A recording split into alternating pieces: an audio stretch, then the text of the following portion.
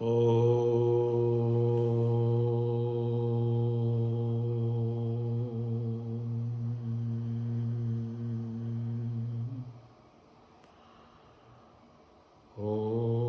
चैतन्यं शाश्वतं शान्तं व्योमातीतं निरञ्जनं नादबिन्दुकलातीतं तस्मै श्रीगुरुवे नमः। ओम शांति शांति शांति। प्रियात्मन, आज प्रातःकाल की सत्संग सभा में हम आपको पुनः मुंडकोपनिषद पर व्याख्यान सुना रहे थे। तो आज का श्लोक है ये, नायम आत्मा प्रवचनेन लभ्यो न मेधया न बहुना श्रुतेन यमीयस ऋणुते तेन लभ्य तस्यैव आत्मा विवृणुते तनुं स्वाम। ये आत्मा न तो प्रवचन से प्राप्त करने योग्य है, होने योग्य है। आत्मा न तो प्रवचन से प्राप्त होने योग्य है और न धारण शक्ति अधिक श्रवण करने से मिलने वाला है। यह है विद्वान जिस परमात्मा की प्राप्ति की इच्छा करता है, जिस परमात्मा की प्राप्ति की इच्छा करता है, उस इच्छा के द्वारा ही इसकी प्राप्ति हो सकती है। उसके प्रति आत्मा अपने स्वरूप को व्यक्त कर देता है। यहाँ पर ऋषि कह रहे हैं कि जिस आत्मा की व्याख्या की गई है उसका लाभ ही परम पुरुषार्थ है। वह वेद शास्त्र के अधिक अध्ययन रूप प्रवचन से प्राप्त होने योग्य नहीं है। इसी प्रकार वह न वेदा ग्रंथ के अर्थ को धारण करने की शक्ति से और न बहुना श्रुतेन यानी अधिक शास्त्र श्रवण से ही मिल सकता है, नहीं मिल सकता है। अतः अधिक प्रवचन से, अधिक शास्त्र श्रवण से भी वह नहीं मिल सकता है। तो फिर वह किस उपाय से प्राप्त होता है? इस पर ऋषि कहते हैं, जिस परमात्मा को यह विद्वान वर्ण करता है अर्थात प्राप्त करने की इच्छा करता है, जिस परमात्मा को ये विद्वान आचार्य प्राप्त करने की जिज्ञासा करता है, उस वर्ण करने के द्वारा ही यह परमात्मा प्राप्त होने योग्य है। नित्य प्राप्त स्वरूप होने के कारण किसी अन्य साधन से प्राप्त नहीं हो सकता।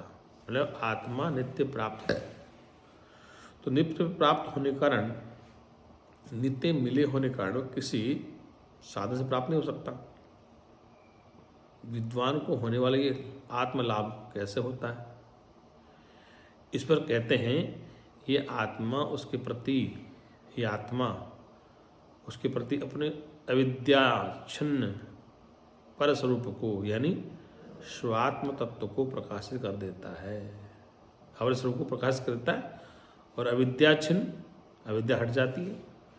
तात्पर्य है कि जिस प्रकार प्रकाश में रोशनी में घट आदि घड़े मिट्टी के अव्यक्त होती है, उसी प्रकार विद्या की प्राप्ति होने पर आत्मा का आविर्भाव हो जाता है। जैसे अंधकार में मटका, रस्सी, सुराही नहीं दिखाई देते, तो जैसे प्रकाश हो जाता है उसमें मटका दिखाई देने लग जाता है। अतः तात्पर्य है कि अन्य कामनाओं के त्याग द्वारा आत्म प्रार्थना ही आत्मलाभ का साधन है। अन्य किसी प्रकार की कोई कामना ना हो, कि आत्मलाभ ही स्वरूप को जानना अपनी कामना है। अब आत्मदर्शन के अन्य साधन बताएं, स्वरूप का बोध होने के अन्य साधन बताएं। क्या है कि नायम आत्मा बलिनी लभ्यो न चे प्रमादात्पसो वापलिंगात। कहने का तात्पर्य कि यह आत्मा बलहीन पुरुष को प्राप्त नहीं हो सकता और न प्रमाद अथवा संन्यास रहित तपस्या से ही मिल सकता है, परंतु जो विद्वान इन उपायों से उसे प्राप्त करने के लिए प्रयत्न करता है, उसका यह आत्मा ब्रह्मधाम में प्रविष्ट हो जाता है। उसका यह आत्मा ब्रह्मधाम में प्रविष्ट, उसका आत्मा, उसका जो स्वरूप, यहाँ पर कहा ये आत्मा बलीन अर्थात आत्मनिष्ठ अजनित शक्ति से रहित। बलीन का तात्पर्य श्रुति कहती आत्मनिष्ठा जनित शक्ति से रहित पुरुष द्वारा प्राप्त होने योग्य नहीं है। जिसमें आत्मनिष्ठा नहीं है, ऐसे पुरुष को ये आत्मा प्राप्त नहीं हो सकता है।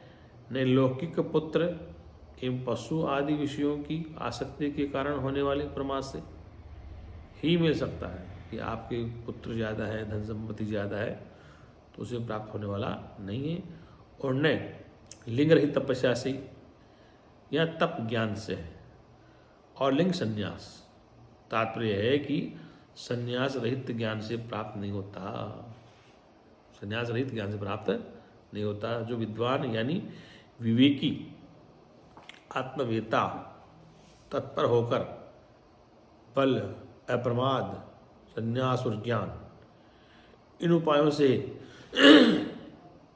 उसकी प्राप्ति के लिए प्रयत्न करता है, उस विद्वान का यह आत्मा ब्रह्मधाम में शमक रूप से प्रविष्ट हो जाता है। उस विद्वान का यह आत्मा ब्रह्मधाम में अपने स्वरूप में प्रविष्ट हो जाता है। प्रविष्ट मानी प्रवेश करना। अब प्रविष्ट का तात्पर्य क्या? भाष्य है। प्रविष्ट का तात्पर्य प्रवेश करना नहीं, प्रविष्ट का तात्पर्य उसमें ही ले होना है। अब कहता है आत्मदर्शी की ब्रह्म प्राप्ति का प्रकार। आत्मदर्शी जिसे स्वरूप का महापुरुष को बोध हो गया है, उसकी ब्रह्म प्राप्ति का प्रकार क्या है? विद्वान किस प्रकार ब्रह्म में प्रविष्ट होता है, सो बतलाया जाता है। यहाँ पर कहा ते स्वर्गम स्वर्गतम प्राप्यम धीरा युक्तात्मान सर्वमेवाप्सन्ति। कहा कृतात्मानो वितरागा प्रशांता संप्राप्य निश्चयो ज्ञान तप्तः। इस आत्मा को प्राप्त कर ऋषिगण ज्ञान तृप्त कृतकृत्य विरक्त और प्रशांत हो जाते हैं। वे धीर पुरुष उस सर्वगत ब्रह्म को सब ओर से प्राप्त कर मरण काल में जब शरीर छूटता है, समाहित हो सर्वरूप ब्रह्म में ही प्रवेश कर जाते हैं। सर्वरूप ब्रह्म ही होता है, उस प्रवेश कर जाते हैं। यहाँ बताया कि आत्मा को सम्यक प्रकार से प्राप्त कर जानकर ऋषि अर्थात आत्मदर्शनवान लोग शरीर को पुष्ट करने वाले किसी बाह्य तृप्ति साधन से नहीं बल्कि उस ज्ञान से ही तृप्त हो कृतात्मा, उस ज्ञान से तृप्त हो कृतात्मा जिनका आत्मा परमात्मा स्वरूप से ही निष्पन्न हो गया है। ऐसे होकर तथा वितराग रागादि दोषों से रहित और प्रशांत यानी उपरतेंद्रीय हो जाता है, उपरतेंद्रीय हो जाता है। ऐसे भाव को प्राप्त हुए वे लोग सर्व आकाश के समान सर्वव्यापक, जैसे आकाश सर्वव्यापक है सर्वव्यापक ब्रह्म को उपाधि परिच्छिन्न एक देश में नहीं परमात्मा ब्रह्म बल्कि सर्वत्र प्राप्त कर फिर क्या होता है, उस अद्वैय ब्रह्म का ही आत्मभाव से अनुभव कर वे धीर यानी अत्यंत विवेकी, धीर का तात्पर्य अत्यंत विवेकी ज्ञानवान और युक्त आत्मा नित्य समाहित स्वभाव पुरुष शरीर पात के समय, शरीर मानी शरीर समाप्त होने के समय, शरीर पूर्ण के समय भी सर्वरूप ब्रह्म में ही प्रवेश कर जाते हैं। अर्थात घट के फूट जाने पर घटाकाश के समान वे, मुझे घड़ा फूट गया, घड़े में जो खाली भाग है वो कहाँ जाएगा, उसी प्रकार से वे अविद्याजनित अज्ञान जनित परिच्छेद का परित्याग कर देते हैं। इस प्रकार वे ब्रह्मवेता ब्रह्मधाम में प्रवेश करते हैं। कहने का तात्पर्य है कि वो ब्रह्मज्ञानी ब्रह्मवेता अपने स्वरूप में प्रवेश करते हैं, यहाँ कहने का तात्पर्य है कि जैसे मटका फूट जाता है तो उसका खाली भाग कहाँ जाता है, बाहर भी खाली भीतर भी खाली, तो खाली खाली में रहेगा, ये जाता तो नहीं, वो केवल दीवारें हैं अविद्या से, वो टूट जाती और अपने धाम में ही रहता है।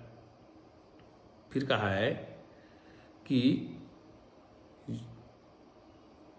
ज्ञात गे की मोक्ष प्राप्ति। यहाँ इसको श्लोक को स्पष्ट करने से पूर्व हम व्याख्या इसकी कर दें कि जो आज 2 श्लोक लिए हैं मैंने, क्या लिया, 30 श्लोक लिए कि नए माता प्रवचन लभ्य है, कि प्रवचन करने से भी, अधिक सुनने से भी प्राप्त नहीं होता, अधिक शास्त्र पढ़ने से प्राप्त होता, अधिक सुनने से भी प्राप्त नहीं होता। तो फिर प्राप्त कैसे होगा? जिसकी वास्तव में प्रबल जिज्ञासा आत्मनिष्ठा है, जो ब्रह्म निष्ठा रखता है, उसी को प्राप्त होगा। फिर आगे कहा है कि जो बलहीन है, महात्मा बलहीन है लभ्यो, बलहीन का तात्पर्य से कहते हैं जिसमें अपने स्वरूप के प्रति आत्मनिष्ठा नहीं है। तो ऐसे आत्मनिष्ठा रहित अविद्याजनित अंतःकरण वाले को परमात्मा की प्राप्ति नहीं होती है। तो जिसमें आत्मनिष्ठा है अपने स्वरूप के प्रति, उसी को प्राप्त होता है। और अधिक प्रमाद करने, आलस करने से भी, सत्संग न सुनने से, न सुनाने से भी वो प्राप्त नहीं होता है। इसलिए सत्संग नित्य सुनना चाहिए, सुनाना चाहिए, आलसी प्रमादी नहीं होना चाहिए, ज्ञान में हमें जरूरत रहना चाहिए। हर पल हर क्षण आप नित्य में ही हैं, नित्य युक्त से योगी ने। योगी मतलब ज्ञानी अनित्य में कभी जाता नहीं, वो नित्य में रहता है। इसलिए यहाँ कहा गया है कि वो आत्मनिष्ठ ही ब्रह्मनिष्ठ, जिसकी अपने आत्मा में निष्ठा, अपने ब्रह्मनिष्ठा है, उसी को प्राप्त होता है। उसके प्राप्त होने के पश्चात उसकी स्थिति कैसी है? उसने कहा कि उसकी स्थिति कैसी है कि वह सर्वगत, सब जगह एक ब्रह्म को दिखता है। कृतात्मनो वितरागः प्रशांतः, जो वितरागी हैं, अर्थात जो संसार से विरक्त होकर के शांति से जीवन जीते हैं, ते सर्वगम सर्वगत सर्व प्राप्य धीरा। वो धीर माने ज्ञानवान लोग सर्वगत है, सब जगह उस एक ब्रह्म को देखते हैं। और अंतकाल में जब उनका शरीर छोड़ता है तो जैसे घड़े का फूटना, घड़े का आकाश कहाँ जाता है, घड़े का खाली भाग में रहता है, बाहर भी खाली भीतर भी खाली, केवल मिट्टी की दीवारें तो है। मिट्टी की दीवार अविद्या है, ये शरीर रूपी मटका अविद्या से प्रतीत हो रहा है और वह अपने स्वरूप में मोह लेता है।